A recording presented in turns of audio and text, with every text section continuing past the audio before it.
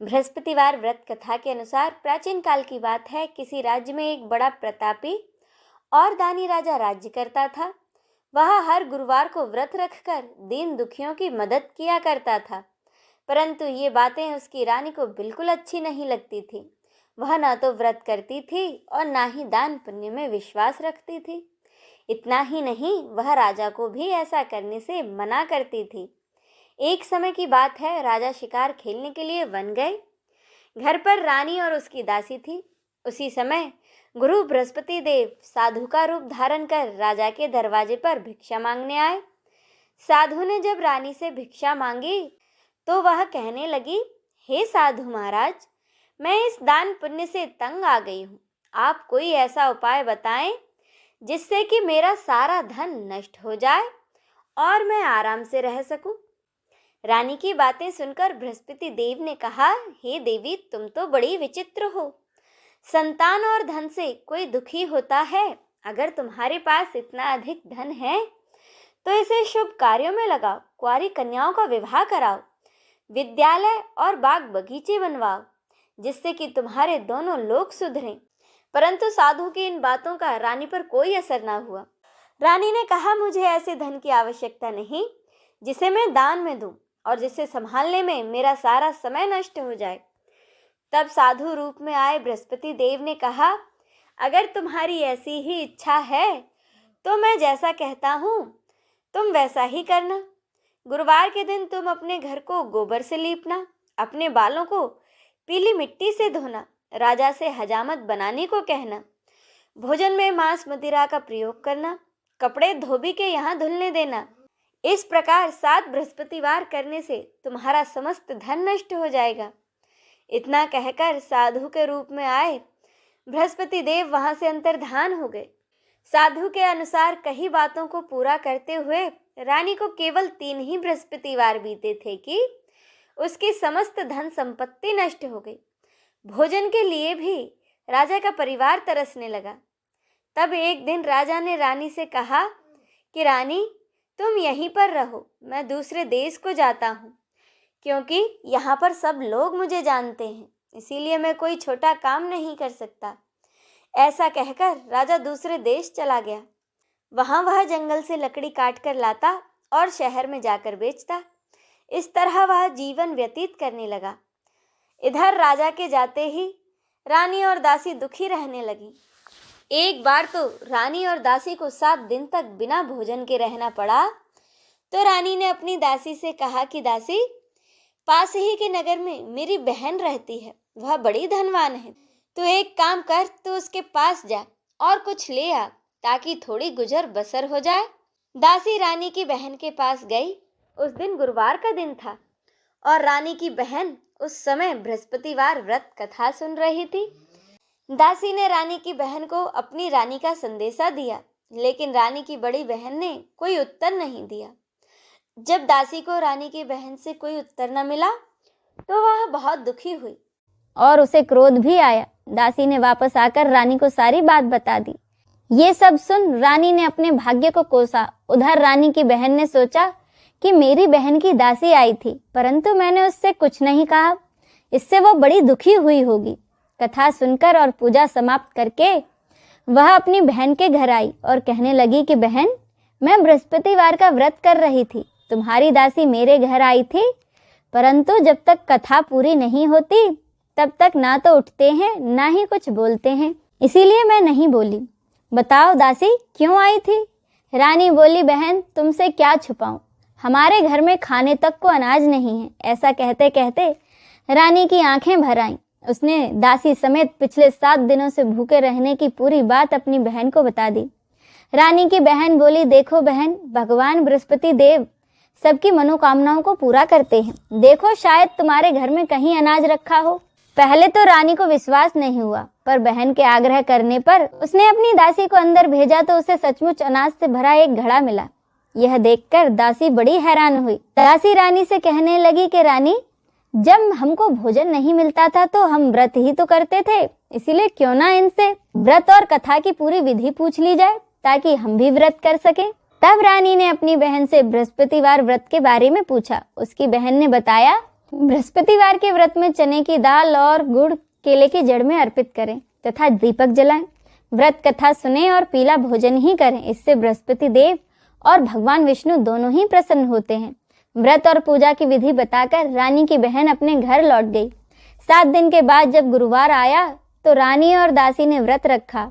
वह घुड़साल में जाकर चना और गुड़ ले आईं। फिर उससे केले की जड़ तथा भगवान विष्णु की पूजा की। अब पीले भोजन की चिंता को लेकर दोनों बड़ी दुखी हुई, क्योंकि उन्होंने व्रत तो रखा था, इसीलिए बृहस्पति देव उनसे प्रसन्न थे। वह एक साधारण व्यक्ति का रूप धारण कर 2 थालों में पीला भोजन दासी को दे गए। भोजन पाकर दासी बड़ी प्रसन्न हुई और फिर रानी के साथ मिलकर भोजन ग्रहण किया। उसके बाद दासी और रानी हर गुरुवार को व्रत और पूजा करने लगी। बृहस्पति देव की कृपा से उनके पास फिर से धन संपत्ति आ गई, परंतु रानी फिर से पहले की तरह आलस्य करने लगी। तब दासी बोली, देखो रानी, तुम पहले भी इसी प्रकार आलस्य करती थी। तुम्हें धन रखने में कष्ट होता था, इस कारण सभी धन नष्ट हो गया, और अब जब बृहस्पति देव की कृपा से हमें पुनः धन प्राप्त हुआ है तो तुम फिर से आलस्य करने लगे।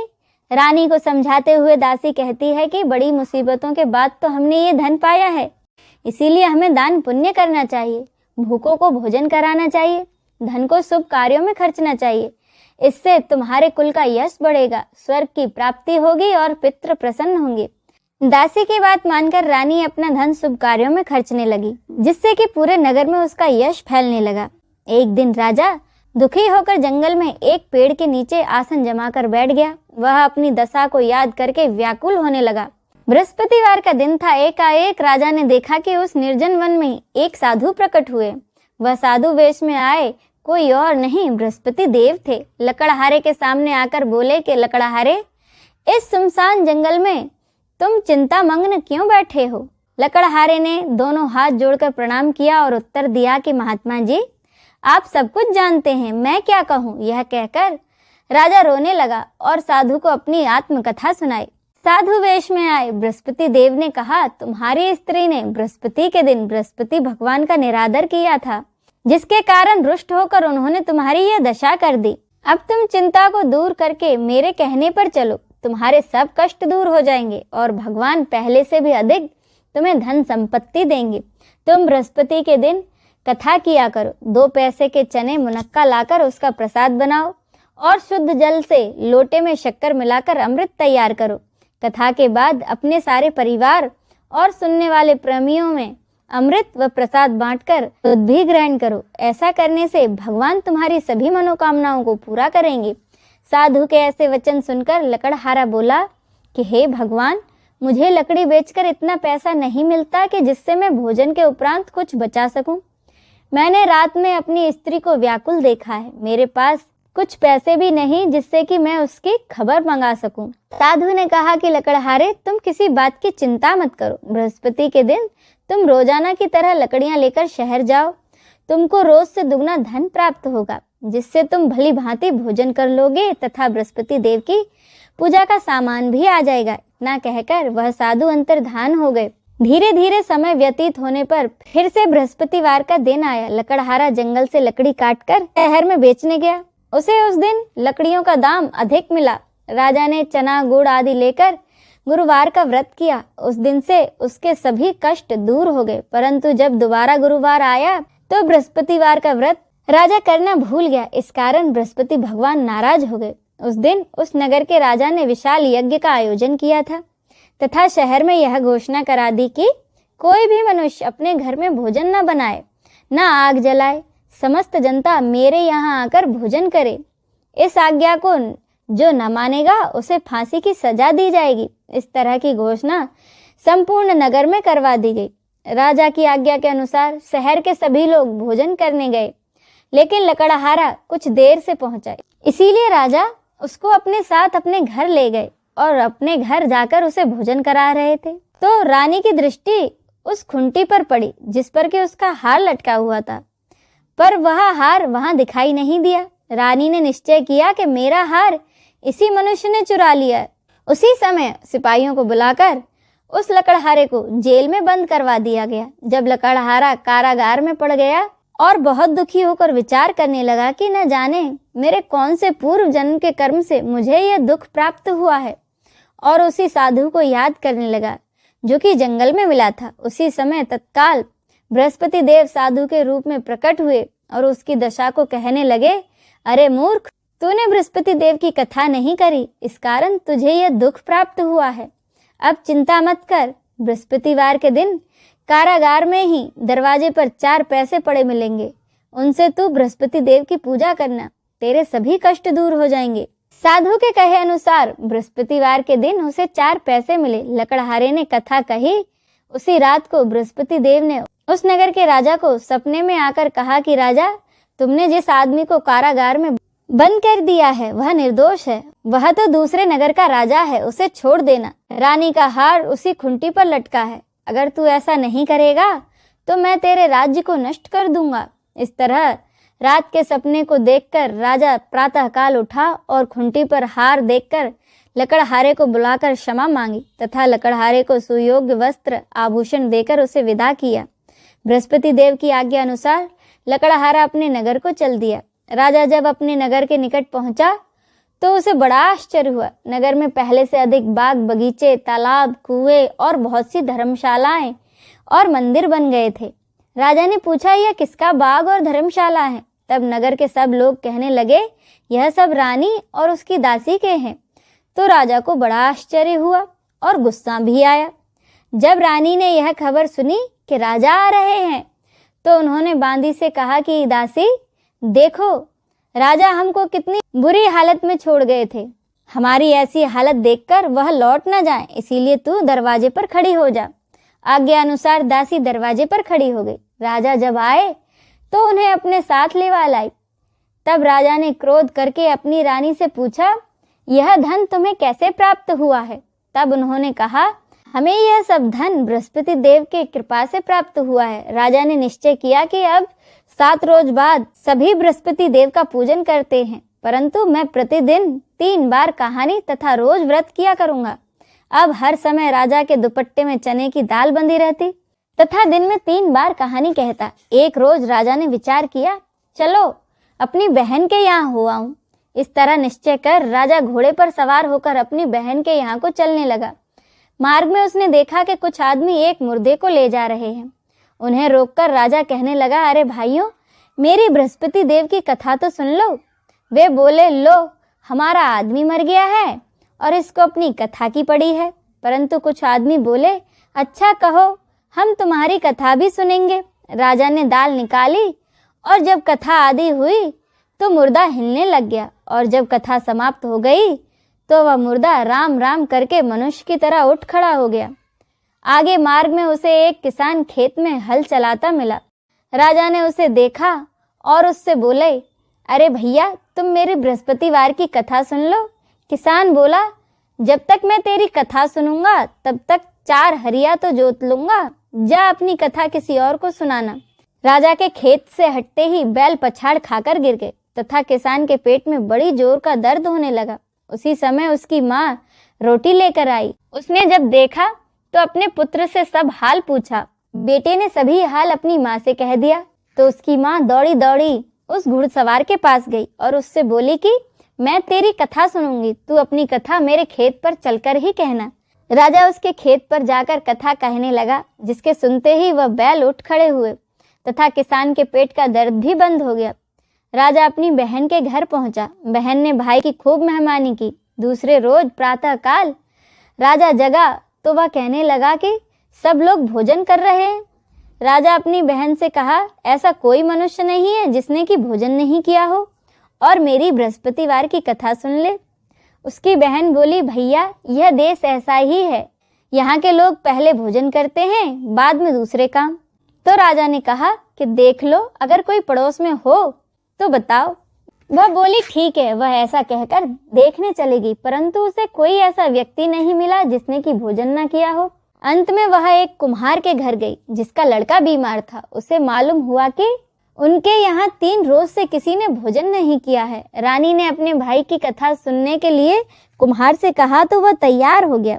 राजा ने जाकर बृहस्पतिवार की कथा कुम्हार के यहाँ कही, जिसको सुनकर उसका लड़का ठीक हो गया अब तो राजा की प्रशंसा होने लगी। एक रोज राजा ने अपनी बहन से कहा कि बहन, हम अपने घर को जाएंगे, तुम भी तैयार हो जाओ। राजा की बहन ने अपनी सास से कहा कि सासू माँ, मैं अपने मायके जा रही हूँ। तो उसकी सास ने कहा ठीक है, चली जाओ, लेकिन अपने लड़कों को मत ले जाना, क्योंकि तेरे भाई के कोई औलाद नहीं है।